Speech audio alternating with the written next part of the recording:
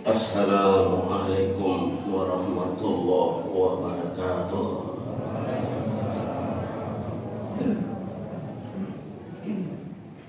Allahu Akbar. Allahu Akbar. Allahu Akbar.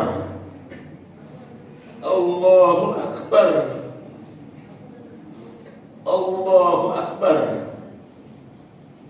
Allahu Akbar. Allahu Akbar. Allahu Akbar walillahil hamd. Allahu Akbar kabira walhamdulillahi katsira wa subhanallahi bukratan wa asila.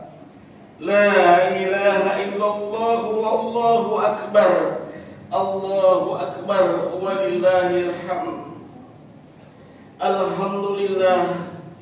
Alhamdulillahilladzi khalaqal insana fi ahsani taqwim wa hadahum ila siratin mustaqim liyakunu min ahli jannatin na'im. Asyhadu an la ilaha illallah wahdahu la syarika lah wa asyhadu anna Muhammadan abduhu wa rasuluh. Allahumma salli ala Muhammad wa ala alihi wa sahbihi wa man tabi'ahum bi ihsanin ila yaumiddin wa ba'd. Faqala Allah ta'ala fi kitabil karim. A'udzu billahi minasy syaithanir rajim. Bismillahirrahmanirrahim. Ya ayyuhalladzina amanu taqullaha haqqa tuqatih wa la tamutunna illa wa antum muslimun. Allahu Akbar. Allahu Akbar. Allahu Akbar walillahil hamd. Ma'asyiral muslimin rahimani rahimakumullah. Alhamdulillah, segala puji bagi Allah yang telah memberikan kesempatan kesekian kalinya kepada kita untuk menikmati hidangan Ramadan, perayaan Idul Fitri. Jamuan Ramadan tak sebatas sahur dan berbuka dengan aneka makanan dan minuman yang lezat. Jamuan Ramadan yang paling utama adalah gemblengan dari Allah Subhanahu wa Ta'ala berupa siam dan qiyam. Di siang hari kita menahan diri dari makan, minum dan berhubungan suami istri. Sedang di malam hari disunnahkan untuk memperbanyak berdiri, ruku dan sujud untuk mengagungkan Allah sekaligus mendekatkan diri kepada Allah Subhanahu wa Ta'ala. Taqarrub ilallah. Inilah training center yang terbesar dan spektakuler. Bayangkan, dalam training ini Allah sendiri yang bertindak sebagai instrukturnya, sedang semua kaum muslimin di seluruh penjuru dunia menjadi pesertanya. Tak ada yang diskriminasi kecuali yang berhalangan. Semua yang berpuasa wajib mengikuti ketentuan yang sama, yaitu tidak makan, tidak minum, dan tidak berhubungan suami istri mulai dari terbitnya fajar hingga terbenamnya matahari. Training atau lebih tepatnya madrasah Ramadan ini terbuka untuk umum. Siapa saja yang mengaku beriman akan terpanggil untuk memenuhi kewajiban sebagai peserta. Yang kafir, yang munafik, yang setengah beriman, yang pura-pura beriman, silahkan minggir dulu. Itulah artinya seruan Allah Subhanahu wa Ta'ala. Ya ayyuhalladzina amanu kutiba alaikumus siyam kama kutiba alal ladzina min qablikum la'allakum tattaqun. Artinya, wahai orang-orang yang beriman, hei sinin atau mata bahwa diwajibkan atas kalian berpuasa sebagaimana yang diwajibkan atas orang-orang sebelum kalian agar kamu bertakwa. Surah Al-Baqarah ayat 183. Ayat di atas diawali dengan seruan wahai orang yang beriman. Artinya orang yang beriman, yang tidak beriman, sekalipun memenuhi semua ketentuan, berpuasa, tidak makan, tidak minum sepanjang hari, mereka terkena diskualifikasi, puasanya sia-sia. Mereka tidak mendapat hasil training ini kecuali lapar dan dahaga. Seperti yang disinyalir baginda Rasulullah Sallallahu Alaihi Wasallam dalam sebuah hadisnya. Mudah-mudahan bukan kita yang dimaksud di situ. Kam min shaimin laisa lahu min siyamihi illa al-jum' wal 'atash. Betapa banyak orang yang berpuasa namun dia tidak mendapatkan sesuatu apapun kecuali hanya rasa lapar dan dahaga. Hadis riwayat An-Nasai. Mudah-mudahan kita termasuk orang-orang yang beriman sehingga syarat pertama sudah terpenuhi. Dan insya Allah saya yakin yang hadir di sini memenuhi syarat pertama, yaitu orang yang beriman. Amin ya Allah Rabbil Alamin, insya Allah. Mudah-mudahan seruan ini ibadah Ramadan, mudah-mudahan kita dapat meraih gelar Al-Muttaqun, lulus sebagai orang-orang yang bertakwa. Mudah-mudahan kita menjadi juara di sisi Allah Subhanahu wa Ta'ala. Allahu Akbar, Allahu Akbar, Allahu Akbar, Allahu Akbar, walillahil hamd. Kaum muslimin yang berbahagia, Allah adalah Rabb, pendidik seluruh alam. Dia maha hidup dan tidak tidur dan tidak ngantuk dan tidak mudah lupa. Dia pendidik dan mentarbiyah kita setiap saat dan waktu. Dia mengajarkan kepada kita tentang kebahagiaan, berbahagia, hikmah dan semua peristiwa. Sayang banyak kelompok ulul albab, hanya kelompok ulul albab yang betul-betul bisa paham, yang menggunakan akal dan berakal, baru mengambil pelajaran. Ketika kebanyakan manusia adalah nanti mengambil pembelajaran kalau sudah mendapat benturan dan bencana, musibah dan malapetaka. Firman Allah Subhanahu wa Ta'ala dalam surah Al-Imran, surah ketiga ayat 190 dan 191. A'udzu billahi minasy syaithanir rajim. Inna fi khalqis samawati wal ardh wa ikhtilafil laili wan nahari la ayatin liulil albab. Artinya, sesungguhnya dalam penciptaan langit dan bumi dan pergantian silih berganti malam dan siang terdapat tanda-tanda kebesaran Allah, keagungan Allah bagi orang-orang yang berakal. Dijelaskan di situ di ayat 191 ayat berikutnya, siapa itu termasuk orang yang punya akal. Nah, ini bisa mengukur diri kita masing-masing masuk apa tidak standar yang ditetapkan oleh Allah di surah Al-Imran ayat 191, yaitu orang yang punya akal itu adalah alladzina yadhkuruna Allah qiyaman. Alladzina, orang-orang yang yadhkuruna Allah, selalu mengingat Allah. Dalam posisi apa dia selalu mengingat Allah? Alladzina yadhkuruna Allah qiyaman wa qu'udan. Qiyaman, posisi berdiri. Jadi orang yang mengingat Allah posisi berdiri dan posisi duduk dan posisi berbaring. Masya Allah. Ulama tafsir dalam hal ini, para mufassir mengatakan yang dimaksud berdiri bukan saja berdiri secara fisik, tetapi maknanya lebih mendalam, juga bermakna orang yang masih jaya-jayanya usahanya, ada jabatannya, banyak duitnya, kaya dia, tapi dia tidak lupa kepada Allah. Ini yang mahal. Nah, kalau orang masih jaya-jaya, masih berjalan usahanya, maju usahanya, banyak duitnya, itu jarang kita jumpai. Termasuk makhluk langka kalau banyak-banyak mengingat Allah.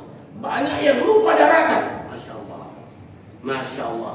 yang banyak itu pada umumnya setelah terduduk, bangkrut dari usahanya, beruntun musibah menimpahnya, baru banyak-banyak merengek-rengek, meringis dan meraung di hadapan Allah. Ya Allah, kenapa saya sakit ini ya Allah? Banyaknya orang yang tua-tua dari saya tapi sehat-sehat ya Allah. Itu setelah terbentur. Nah, ditegaskan dalam hadis Rasulullah, hadis sahih. Dan di sini menjadi penting, poin penting dalam khutbah ini, yaitu ada masalul ladzi yadhkuru rabbahu walladzi la yadhkuru rabbahu, masalul hayy wal mayyit. Perumpamaan kata Rasul, orang yang betul-betul zikir, mengingat kepada Rabb, mengingat kepada Allah, dengan orang yang tidak mengingat kepada Allah, tidak berzikir kepada Allah. Kata Nabi, masalul hayy wal mayyit, perumpamaannya seperti orang yang hidup dengan orang yang mati. Jauhnya bedanya itu, Pak. Jadi melihat konteks hadis ini, kemudian melihat fakta dan realita di lapangan, sebenarnya penduduk bumi ini terlalu banyak mayat-mayat yang berjalan. Karena hadis ini mengatakan, masalul ladzi yadhkuru rabbahu walladzi la yadhkuru rabbahu, masalul hayy wal mayyit. Perumpamaan orang yang zikir, selalu mengingat kepada Allah, dengan orang yang tidak zikir kepada Allah, masalul hayy wal mayyit. Perumpamaannya seperti orang yang hidup dengan orang yang mati. Naudzubillah, masya Allah. Ramadan adalah salah satu ayat Allah. Orang yang cerdas dapat mengambil pembelajaran dari ibadah puasa tersebut. Puasa merupakan bukti bahwa Allah itu aktif, tidak fasih dalam mentarbiah manusia. Bayangkan selama sebulan penuh Allah mendidik kita dengan puasa. Puasa atau siam oleh para ulama diartikan sebagai al-imsak, yang artinya menahan diri makan dan minum selama terbitnya fajar hingga tenggelamnya matahari. Sepintas tarbiyah ini sangat sederhana, tapi dampaknya luas dan luar biasa. Puasa melatih kaum muslimin untuk berbuat dan berperilaku jujur, peduli, disiplin, sabar, qanaah, zuhud, ridho, dan ramah. Sifat-sifat di atas merupakan elemen dasar pembentuk karakter takwa. Karakter takwa itulah yang menjadi target utama puasa Ramadan. La'allakum tattaqun. Khusus mengenai tarbiyah kejujuran, puasa Ramadan merupakan lahan kejujuran. Sejak dini dirawat, ditumbuhkan, dan dikembangkan melalui kebiasaan sehari-hari.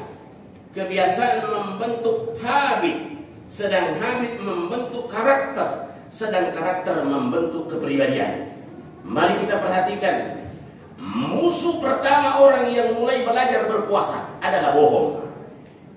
Musuh pertama orang yang baru belajar puasa adalah bohong. Ketika perut sudah mulai melilit, lapar, atau kerongkongan, tenggorokan kering, kehausan, tidak ada orang yang mengintip sementara makanan sudah terhidang lezat di meja. Apa yang akan dilakukan jika sekiranya boleh berbohong? Inilah tarbiyah kejujuran itu mulai masuk. Sekalipun waktu maghrib tinggal 2 menit, kita tak tergoda untuk mencolek sedikit pun makanan yang terhidang. Meski di ruang sendirian, di tempat gelap gulita, dan tidak ada yang melihat, orang yang berpuasa tidak akan berani meminum air meski hanya setetes air, karena yakin Allah melihat. Allah Maha tidak pernah tidur dan tidak pernah mengantuk. Allahu la ilaha illa wal hayyul qayyum la ta'khudhuhu sinatun wa la naum. Masya Allah, merasuk di dalam jiwa kita sehingga kita menjadi hamba Allah yang terkontrol, selalu merasa diawasi oleh Allah Subhanahu wa taala. Mengapa kejujuran menjadi sasaran utama madrasah Ramadan? Bukan karena nilai-nilai yang lain tidak perlu, tetapi kejujuran disepakati merupakan pangkal semua kebaikan. Rasulullah sallallahu alaihi wasallam bersabda, "Alaikum fis sidqi fa inna sidqa yahdi ilal birri wa innal birra yahdi ilal jannah wa ma yara rajulu yasduqu wa yatakhar sidqa hatta yaquma indallahi sidqa wa iyyakum wal kadhiba katiba yahdi ilal fujur innal fujur yahdi ilan nar wa ma yarzalu ba'dahu yukadzibu wa harra bil kadhibi may yata'allahu Allahu kadzdzaba. Artinya, hendaklah kalian berlaku jujur. Karena kejujuran menuntun kepada kebaikan dan kebaikan menuntun kepada surga. Sungguh seorang senantiasa berlaku jujur dan bermaksud jujur, maka Allah menetapkan di sisi Allah sebagai orang yang jujur. Dan jauhilah dusta, karena dusta membawa kepada kejahatan dan kejahatan membawa ke neraka. Seorang yang senantiasa berdusta, berbohong, bermaksud dusta, maka dia akan ditetapkan di sisi Allah sebagai pendusta. Hadis riwayat Muslim dan Bukhari dan Muslim. Kejujuran manusia menghasilkan dampak yang positif dan keberuntungan yang berlimpah ruah, karena kejujuran adalah kebaikan yang akan menuntun kita untuk melakukan berbagai kebahagiaan dan kemuliaan. Kejujuran kita menjadi bukti kebaikan perilakunya, kemurnian tabiatnya, ketinggian mentalitasnya, dan kecerdasan akhlaknya. Sebaliknya, orang yang suka dusta, berdusta, mudah berbohong, dan gampang menipu, dan hidupnya pasti sengsara. Di dunia tidak bahagia, sedang di akhirat pasti menderita. Di dunia hina, sedang di akhirat masuk neraka. Na'udzubillahi min dzalik. Allahu akbar. Allahu akbar. Allahu akbar. Walillahil hamd. Kaum muslimin rahimani rahimakumullah. Sekalipun berat, tetaplah memilih jujur sebagai jalan hidup, sebab kejujuran akan membawa kepada ketenangan.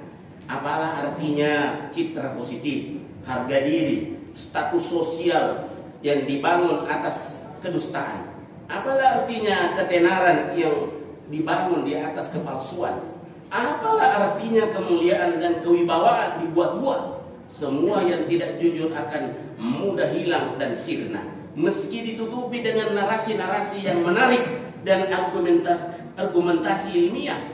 Orang yang jujur hatinya akan tenang, mutmainnah. Sebaliknya orang yang berbohong hatinya selalu gelisah, galau. Rasulullah SAW bersabda, "Fa inna sidqa tu'maninatun wa in kadiba riyabah."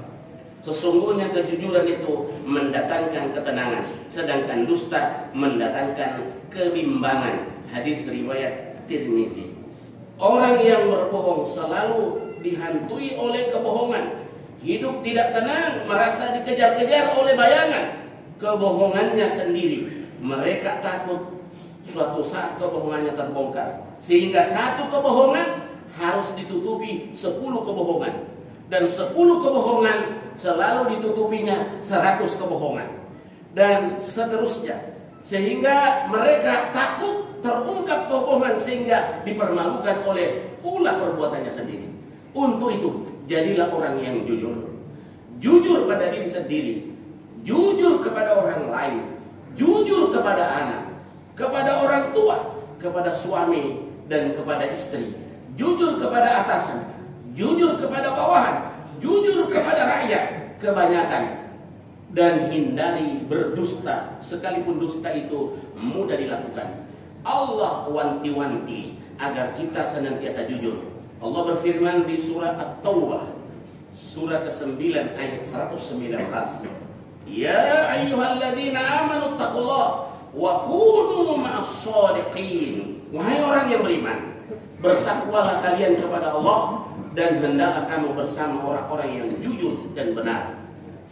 Kejujuran dalam Islam tak hanya persoalan akhlak, tapi tak hanya soal budi pekerti.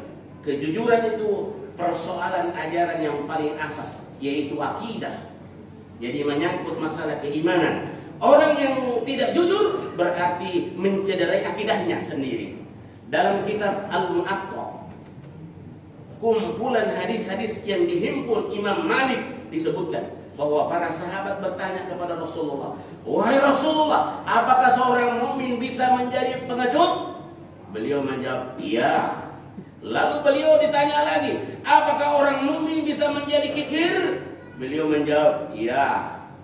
Lalu beliau ditanya lagi, "Apakah seorang mukmin bisa menjadi pendusta?" Beliau menjawab, "Tidak." Menurut Rasulullah, bisa jadi orang mukmin memiliki sedikit sifat yang kurang terpuji, seperti penakut, kikir, bahkan menjadi pengecut. Tetapi satu hal yang tidak boleh dalam diri orang mukmin adalah sifat pendusta. Mungkin itu tidak boleh bohong. Ini harus dicamkan baik-baik. Kejujuran adalah kesesuaian antara ucapan, perbuatan, kenyataan. Adalah sebuah kebohongan yang terang-terangan jika seorang berkata A, padahal kenyataannya adalah B. Dia berkata sedang ke selatan, padahal dia realitasnya sedang menuju ke utara. Orang yang jujur disebut as-shadiq, sedang lawannya adalah al-kadhib.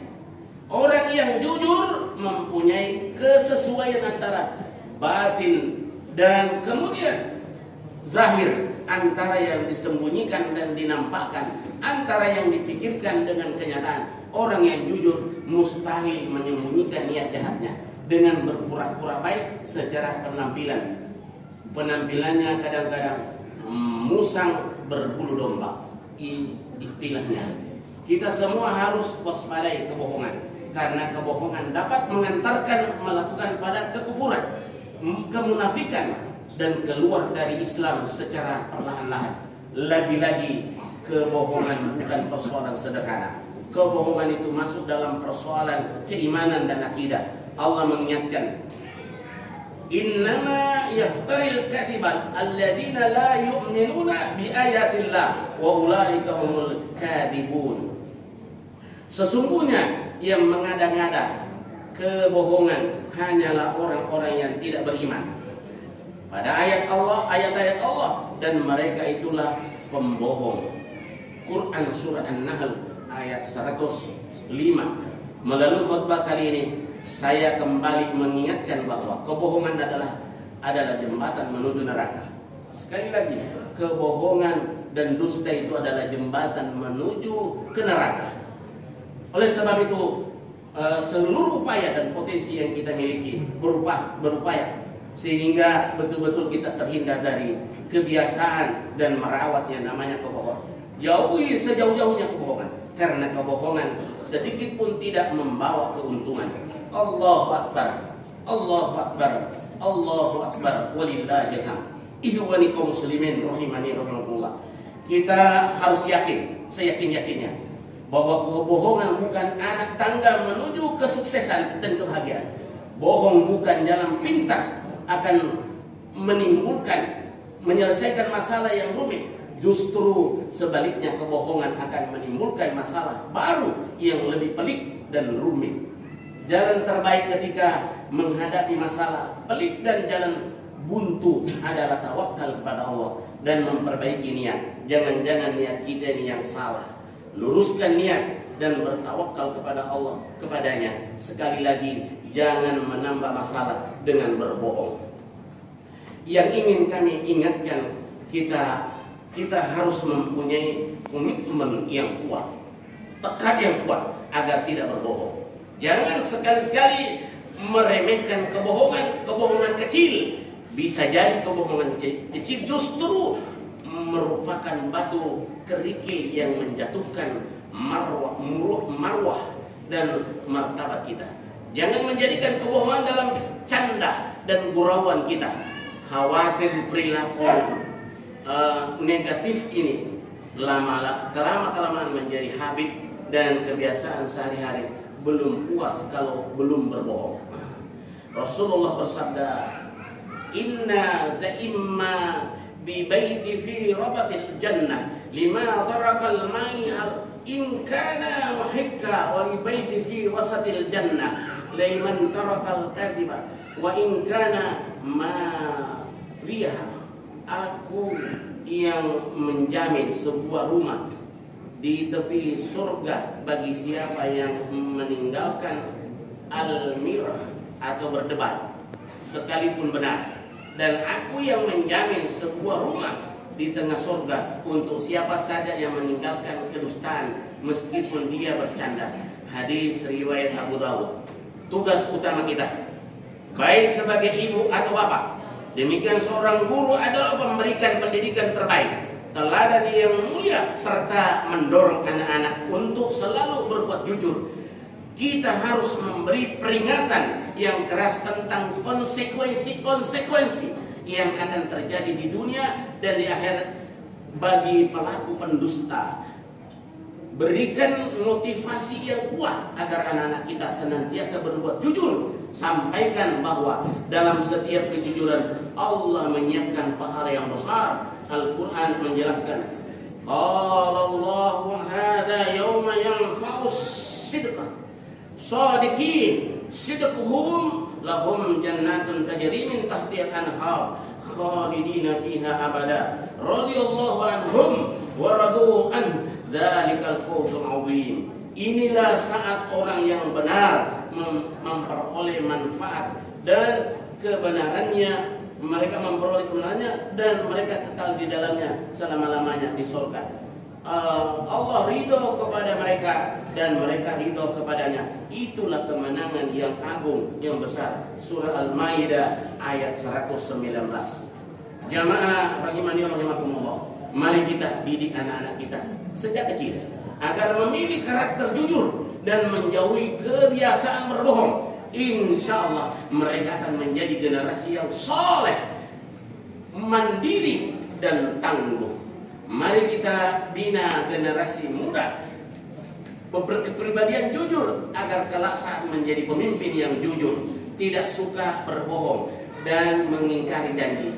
Masyarakat saat ini sudah muak dengan pemimpin yang suka bohong. Janjinya mensejahterakan, kenyataannya menyengsarakan.